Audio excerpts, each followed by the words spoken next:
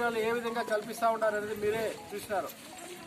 ఒకప్పుడు వయసైన అవ్వాతాత పెన్షన్ తీసుకోవాలంటే మండలాఫీస్ కాడనో లేదా పంచాయతీ ఆఫీస్ కాడనో పోయేసి తిండి నీళ్ళు లేకుండా మధ్యాహ్నం దాకా సాయంత్రం దాకా కాసుకుంటే అది వస్తే ఇచ్చా, లేకుంటే ఆ రోజు పొలా తిరిగి వచ్చేస్తూ ఉంది.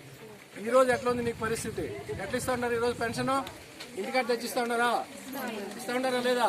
ఇంటికాడ ఇస్తా ఉన్నారా లేదా? పెన్షన్ వచ్చి ఎన్ని గంటలకు ఇస్తా ఉన్నారు? ఎన్ని గంటలకి?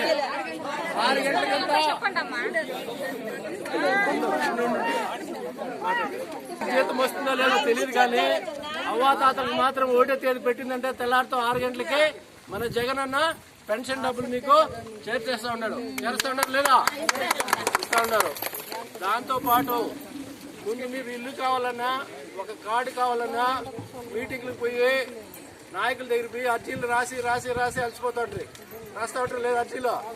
ఇప్పుడేమన్నా అర్జీలు రాస్తా ఉన్నారా? ఏం రాసే పనిలా.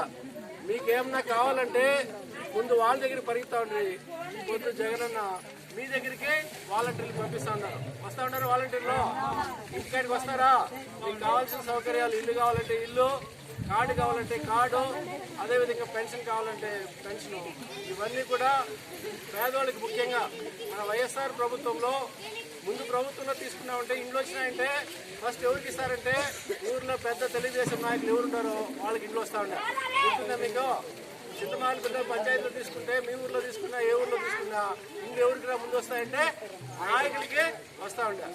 ఈరోజు మన జగనన్న ప్రభుత్వంలో మొట్టమొదటి ఇంట్లో ఎవరికి వస్తాయంటే పేదవాళ్ళకి, పేదవాళ్ళకి, ఎస్సీకి, ఎస్టీకి, ఎవరైతే నేల లేకుండా కూలీ నాలు చేసుకుంటూ ఉంటారో వాళ్ళకి మొట్టమొదటి పెన్షన్ కావచ్చు, ఇల్లు కావచ్చు వస్తూ ఉంటాయి.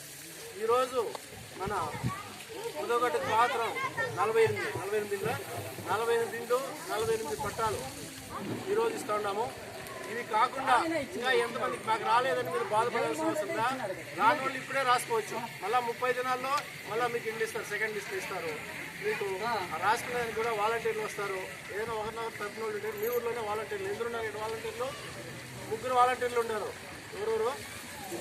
బాలరాజు ఉన్నాడు, ఎల్లమ్మ, బాలాజీ.